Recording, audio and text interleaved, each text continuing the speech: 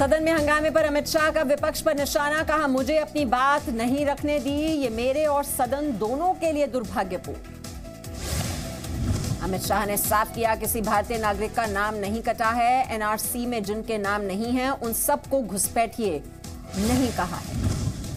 अमित शाह ने कहा vote bank की पॉलिटिक्स को राष्ट्रहित से ऊपर नहीं होना चाहिए, यह अंतिम लिस्ट नहीं है, इसमें संशोधन अभी बाकी है।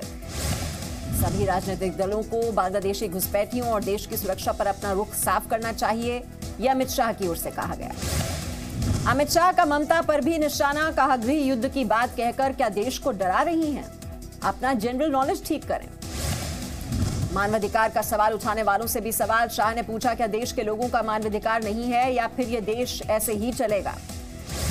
असम के अवैध नागरिकों की पहचान को लेकर राज्यसभा में विपक्ष ने हंगामा किया था, अमित शाह नहीं रख पाए थे अपनी पूरी बात।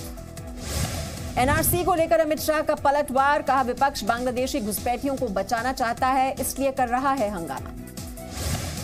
अमित शाह ने कहा एनआरसी का फैसला कांग्रेसी पीएम का था लेकिन हिम्मत नहीं थी उनमें, हम में है इसलिए ड्राफ्ट पूरा किया।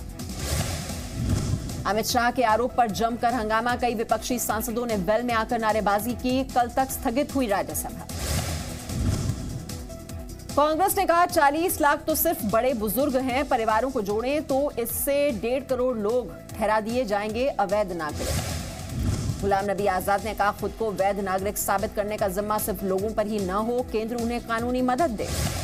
कांग्रेस ने एनआरसी ड्राफ्ट से बाहर हुए लोगों के उत्पीड़न का भी अंदेशा जताया, असम सरकार से सुरक्षा गारंटी लेने की मांग की। समाजवादी सांसद राम गोपाल यादव ने कहा एनआरसी मामला संवेदनशील है, सरकार जल्दबाजी में कोई कदम न उठाए।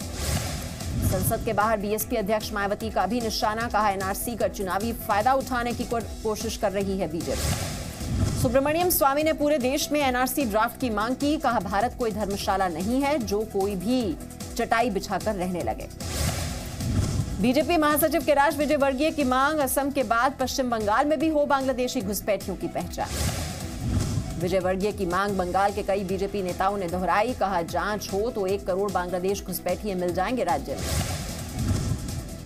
बीजेपी की मांग पर टीएमसी की भी चुनौती, सुखेंदु शेखर ने कहा केंद्र में हिम्मत है तो पश्चिम बंगाल में एनआरसी ड्राफ्ट बनाकर दिखाए।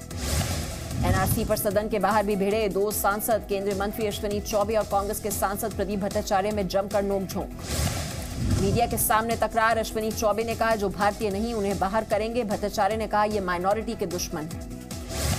रोहिंग्या शरणार्थियों पर सरकार सख्त, राज्यों को सबकी पहचान करके लिस्ट बनाने की एडवाइजरी, लोकसभा में गृह मंत्री ने जानकारी दी। राज्य सरकारों को रोहिंग्याओं के बायोमेट्रिक लेने के निर्देश, उनके मूवमेंट पर नजर रखने और उन्हें एक जगह रखने को भी कहा गया। लोकसभा में गृह मंत्री राजनाथ सिंह ने कहा राज्यों से डिटेल मिलते ही होगी डिपोर्ट करने पर बात, म्यांमार से बात शुरू करेगा विदेश मंत्रालय। टीएमसी ने रोहिंग्या पर इंसानियत की दुहाई दी तो बीजेपी सांसद ने कहा रोहिंग्या पर सब खड़े हो जाते हैं, हिंदू विस्थापितों पर क्यों नहीं बोलते। गृह राज्य मंत्री रिजिजू ने कहा भारत ने लाखों को शरण दी है, इसका मतलब ये नहीं कि कोई भी देश में घुसकर अपना अधिकार जताने लगे। पीएमओ में राज्य मंत्री जितेंद्र सिंह ने कहा इस बात की जांच होनी चाहिए कि रोहिंग्या को भारत में किसने पहुंचाया। विजय माल्या के प्रत्यर्पण मामले में सीबीआई और ईडी को निराशा, लंदन की कोर्ट में 12 सितंबर तक चली अंतिम सुनवाई। कोर्ट पहुंचे माल्या ने कहा भारत के हर बैंक का पैसा खुशी से लौटाने को तैयार हूं, सीबीआई और ईडी टीम मौजूद थी कोर्ट में। माल्या ने मनी लॉन्ड्रिंग के आरोप खारिज किए, कहा कर्नाटक कोर्ट को दे चुका हूं 14,000 करोड़ रुपए का सेटलमेंट प्लान।